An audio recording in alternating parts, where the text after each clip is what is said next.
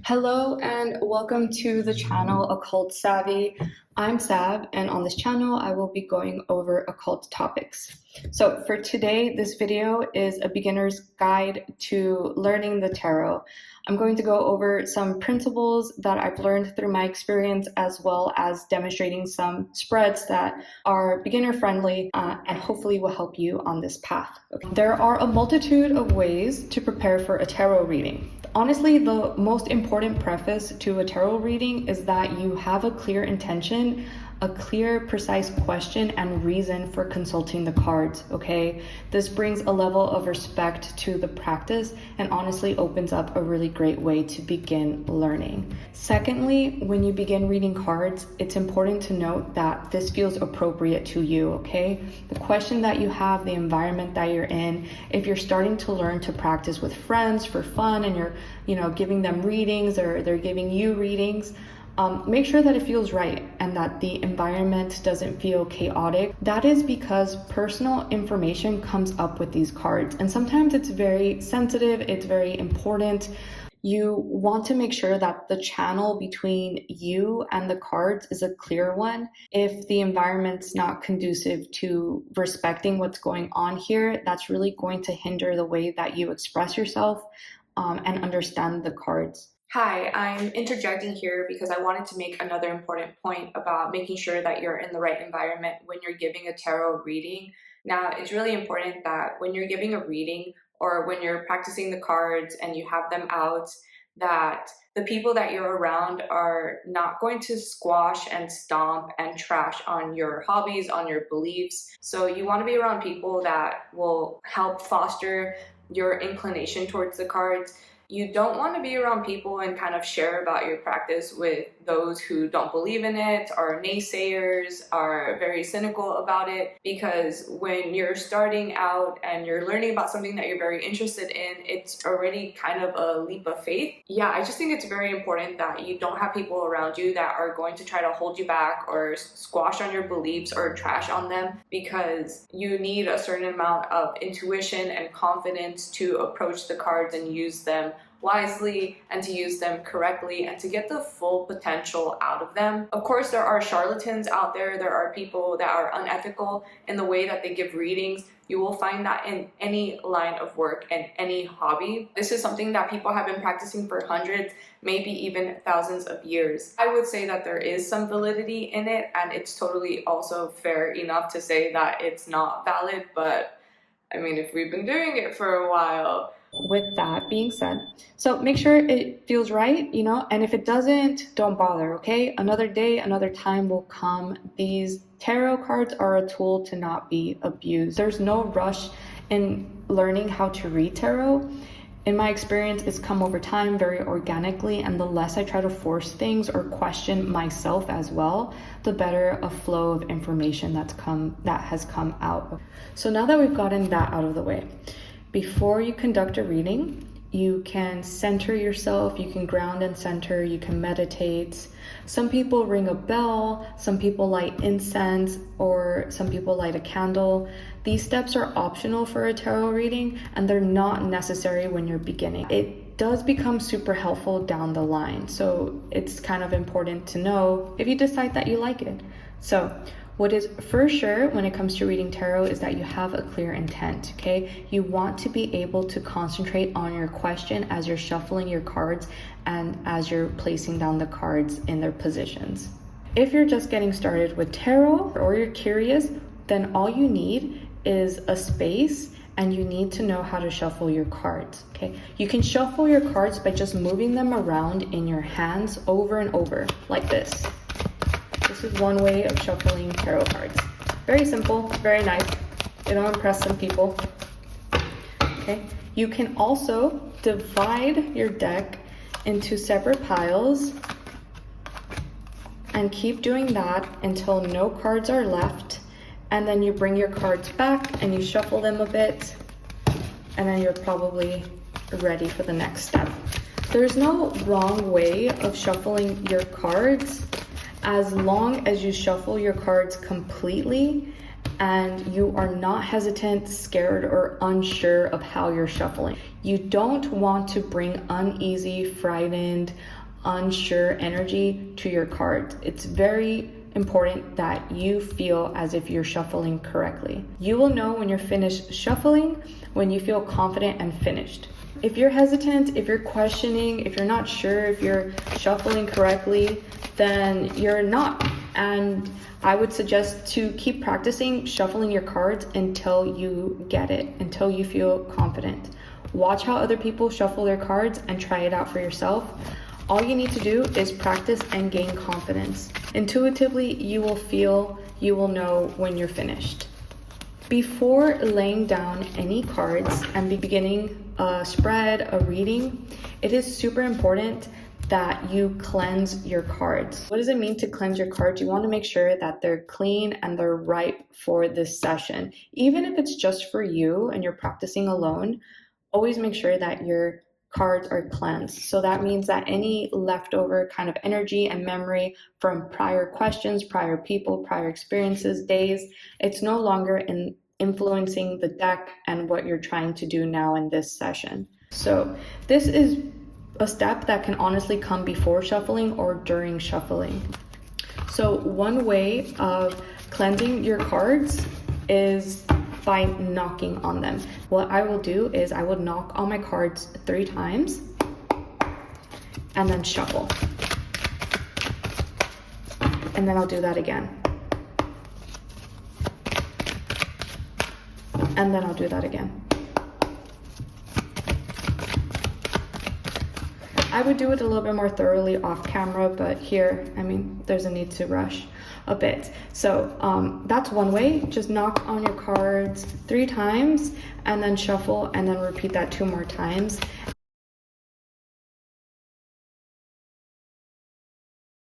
Another way to cleanse your cards is by running them under some incense, okay? So I do recommend that, whether that be dried herbs that you have gathered yourself, whether that be loose incense, stick incense, cone incense, anything like that you can use. Run your cards through it. Shuffle your cards as you do that. I mean, I don't really do that, shuffle my cards under the incense. What I do is I just kind of run through it and then I move my cards counterclockwise to represent the fact that I'm releasing all the old energy from other readings. Okay, before I have done readings just for fun, again, back to back, like 10 people back to back. I've had like kind of a line of people waiting to get readings before, and between all of them I will knock, I will shuffle, and I will have a conversation with people as well beforehand.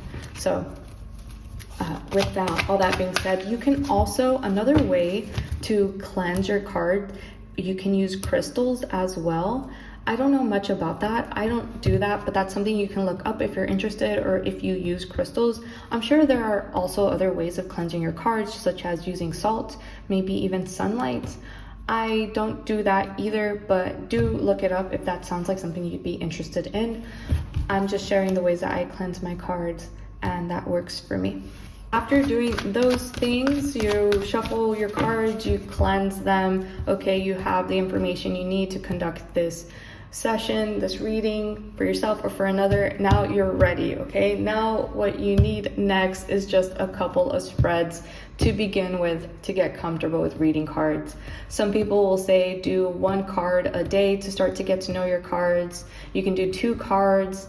What I started with was a simple 3-card spread. Occult savvy here, change of scenery, so that I can better display the spreads that I'm going to go over today. So the easiest and I think best spread to start off with is a 3-card spread. And this 3-card spread represents the past, the present, and the future. And this 3-card spread is also fundamental for later spreads, more complicated spreads where you want more clarification on a card. The way that I put down the cards for this spread, there's 2 different ways. I usually start with the present first, then the past, and then the future. Okay, usually people put down the past, present, then future first. My order is present, past, and then future. Okay, there's no, I think either way is just fine. So then I would see, this is my past, this is my present, this is my future. Okay, all cards in the reverse. So that's a good reading practice there. Our next spread that I want to go over is a 5-card spread. Now, this is a very great spread to ask about what decision you should make for a course of action. If you do this, if you take this one action, what will happen? Is this worthwhile? It's a really quick rundown of what to expect and maybe what to do if you're thinking of doing something and you're unsure. I actually have a question for this. Interesting, cards are already coming out. Should I super edit my videos and make them, I don't even want to, like internally, should I super edit my videos and make them super entertaining and very modern for the average viewer? Okay, should I do that with my videos, edit it so much so that they're extra entertaining to attract more viewers? Should I do that with my videos? Should I super edit my videos so that they are attractive to a modern audience? There you go. So first card in the 5-card spread is here. This represents the present. Okay, this could also represent you in the situation in total, what's going on right now. Okay, then we have the past here on the left-hand side, present on the right-hand side. Here, the reason for the reading here, that's 4, could also represent you, your personality to the matter. Okay, and then here on top, this represents the best that you can arrive at, the potential in the situation. Okay, some other people have different sort of significations for the positions of the cards. So the placement of the cards can mean something different. I'll put some links down below so you can see that variation. I'm not too familiar with that. This is just the layout and the significations of the positions that I have used. This is a really great way to begin getting really actually comfortable with tarot and what it's telling you. So let's see here. Okay, interesting. I'm already not being super diligent in my editing, right? And I've been writing quite a bit. Okay, interesting. Okay, I already have a lot on my plate. Okay, so yeah, kind of being undisciplined here. So I think even if I were to do that, I wouldn't reach the level that I want of precision when it comes to editing for like a modern audience. The next spread that I want to go over is a new spread that I've come across thanks to BiddyTarot, and this is the Ellipse Spread. Okay, the Ellipse Spread is a 7-card spread that just gives you kind of a direct line story to a specific question that you're asking. So I will link any references that I'm mentioning down in the description box below for further reading. You don't just want to watch one video. You don't want to just follow one authority, one voice on tarot. This is very much a process. So it's not just about knowing what each card means. It also means understanding what that card's telling you in a certain context for a certain question and in relation to the other cards that come up surrounding it. With that being said, here is the Ellipses spread. Okay, you have your first card here, and it's just going to go into a straight or like curved line here. This is the first card, which represents the past. This is the next card, which represents the now, the present. The third card represents the future. Fourth, what to do. Fifth, this is the environment. Sixth, hopes and fears. And then 7 is the final outcome. So here is the past. Here is the now, the present. Here is the future. Here's what to do, what course of action to take. Here is the environment that houses the situation, hopes and fears, and this last card here is the final outcome. At this point, even with the 5-card spread, this card spread and then different card spreads, if you want clarification on any of the cards, you kind of don't know what they mean, or you just want more information, what you can do is you can ask for clarification, and this is where the 3-card spread layout comes really in handy. So this doesn't mean that you're going to do a past, present, and future reading for a certain card that you're going to ask about. This just means you're asking for more information, and you're going to pull 3 cards and you're going to put the meanings of those cards together. So say I want more clarification on my environment at the time. Okay, let's see here. Oh, okay, so more clarification on the environment. Then the cards are just flying out. Interesting. Okay. Okay, interesting. So there's something that's not changing perhaps, and some decision that needs to be made, and me moving away. Interesting. So yeah, I already know that where I'm at is not permanent sort of thing. So very awesome. So I need to, okay, I didn't actually have like a specific question for this, but if I'm going based off of advice that this is giving me about my environment, it's that whatever I'm doing here, whatever I'm consulting about, keep in mind that where I'm at is not forever. It's not the end all be all. It's not my permanent home. And so to align my actions with that, with the fact that, okay, it's not permanent here, so what can I do here that I can still take with me and build upon? Great. And I guess don't be afraid of that as well. Don't be afraid that I will be moving. Don't be afraid to still do something big and put down some roots here in the sense of what I'm trying to accomplish. Okay, so this is the Ellipse Spread with a clarification on top.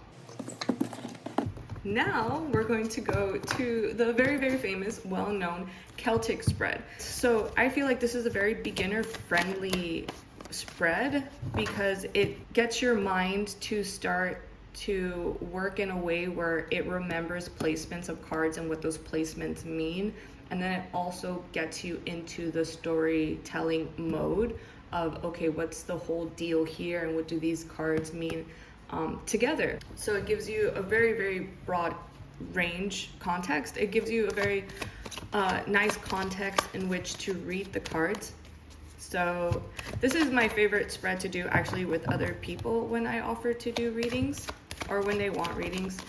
I feel like it gives just a sufficient amount of information, and there's space as well to ask for clarification if you need that. So there's some variation in the order in which you place the cards in their positions. I don't think that matters too much as long as you remember what each placement actually means. For example, I know I do it a little bit differently because it's been that spread takes a bit to remember. So say I just want to do a general reading, just how's the rest of my year going to go? Okay, how is the rest of my year going to go? And a cute little tip as well, I used to give my cards to other people when I started giving readings and learning that way as well.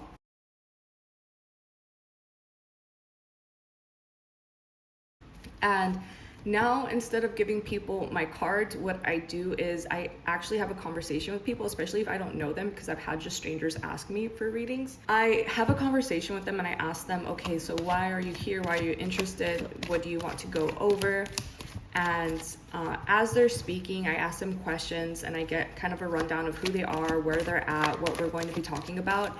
And as they're speaking in my head, I imagine that their energy is going into my cards, okay? Throughout this, I'm cleansing my cards, I'm shuffling them, and then infusing their energy into the cards. And from there, I start laying down the cards. I find it to be much more effective. What's the rest of my year going to be like?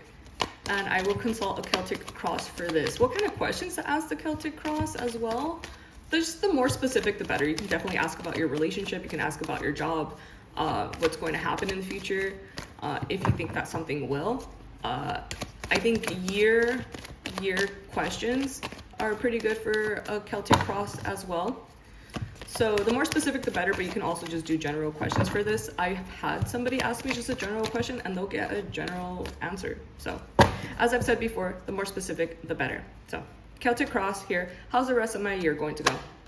This is the first card. This is the significator card, and this represents the energy throughout the situation, kind of the placement of the situation in reality going on right now. The second card is what crosses this card. Okay, this represents the obstacle that the querent is coming up against, their next challenge. Okay, the next card that I put next, you can either put the past next, which would be here, and then the future here. And then this card here, which represents the querent, their attributes, their characteristics, their skills, what they have to give to the situation. I usually put down the cards a little bit different than this, but we'll just stick to the traditional sense of it. This card, the 6th card, this is what crowns you. This is the best that you can arrive at in the situation. You could probably also see it as your higher self. Now the next card, the 7th card, this represents the querent, their personality in the matter. This next card here represents the environment that houses the situation, so kind of like external influences and whatnot. Say you're like working at a workplace, is it conducive to maybe just friendship, right? Friendliness, networking. This next card here, which would be the 9th card, represents the hopes and fears of the querent. And then last one there represents the final outcome. So okay, so this is the Celtic cross, okay? First card, significator, kind of the energy throughout the whole situation, okay? I'm not being super abundant here, right? Being super wise in what I have to offer, what I've got going for me, my youth and beauty and whatnot. Okay, here, dissatisfaction probably being a challenge. See, my mind just keeps wanting to go to here, the bottom. My personality traits, attributes, what I have to give to the situation, what I'm actually using. Say like if I have a strong body, then I'm using a lot of energy, okay? If I have a lot of resources, you know, then pentacles would come on, like, okay, like I have a lot to invest in, sort of thing. The recent past that I'm moving away from, okay, the 10 of Pentacles, super great card, love that, okay? And then the future that I'm moving towards, strength, okay, awesome. The best I can arrive at, the 5 of Swords. I usually don't ever like this or the 7 of Swords coming out because I feel like they're so hard to read exactly. But interesting. This is my personality to the matter. Screw it, I'm gonna be alone for a while, okay? So my environment at the time, okay, kind of unstable there. Interesting hopes and fears, Chariot, and then there's the final outcome, the King of Swords in reverse. So just maybe some like sloppiness and not getting everything that I want to get done, but nonetheless, that's awesome.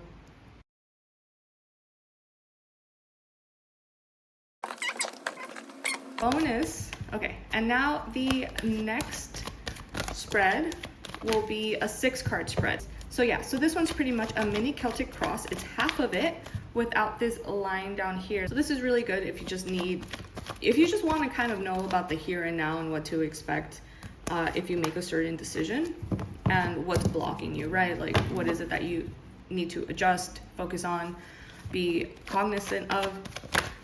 So here is that spread. Here, this represents the current situation at hand.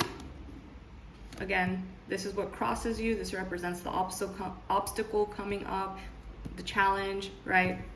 They could go past, here to the left, future. The reason for this reading could also just represent you know, who you are in the situation, how you come up, how you're acting. And then here, this is what crowns you, the best that you can arrive at. So the potential in the situation. Also, plenty of times you will see that readers read the card at the bottom of the deck. And I feel like that's just a treat. It's just extra information. So 5-card spread, this is the situation at hand. Okay, awesome, leaving something behind, the obstacle. Okay, letting yourself be abundant or being that king of your own domain when it comes to your finances. Okay, recent past, seeing what you have already achieved and knowing what to do with it. Okay, awesome, Tower moment on the bottom, which is the future. Okay, maybe you're not doing so well alone, and then the best that you can arrive at, the Page of Wands. Okay, so this was a 6-card spread. We'll just kind of tell you what to do in the here and now to get to where you want, or if you're doing what you're currently doing, what you can kind of look forward to. Okay, so that's it. That was my brief little introduction to the tarot and some spreads to begin with. Okay, you can also, for fun, if you want to know kind of where you're at and the challenge that you're facing, this 2-card spread that I actually learned from 10 Minutes, Tarot in 10 Minutes. That book is, you ask your question, you put down one card, then you put down another card, and then you read both of those cards. You see where you're at, and you see what your obstacle is, and then from there you can take a course of action. So again, this comes from this book, and there's plenty of other spreads. I highly do recommend. You really will just get started using your deck like within the first couple of chapters. Well, not even that. You'll start using your deck in like the second chapter. So, hi, Occult Sav here. I just wanted to interject and also mention something that is a bit important. When you're giving a reading or somebody else is giving you a reading, perhaps, it can happen where you ask a certain question and then the cards seem to answer a different question. What most likely is happening is that you're asking a superficial question, and really the more important, underlying, more significant, profound question that needs to be asked or topic that needs to be addressed is coming up, and the cards are going to lay it out for you. So don't be surprised if you ask a question and then suddenly we're talking about something else during a session. I feel like there's something else that I need to mention as well when it comes to tarot cards. Another key point to bring up is that as you're learning tarot and you're reading print resources, you're practicing, and you're reading online resources, you will notice that the definitions of the cards will differ between the sources. You're going to be reading in print books, maybe online resources. You're also just going to intuit what these cards mean. All that is great and fine. You're going to get different definitions and significances of these cards. And do not worry about that.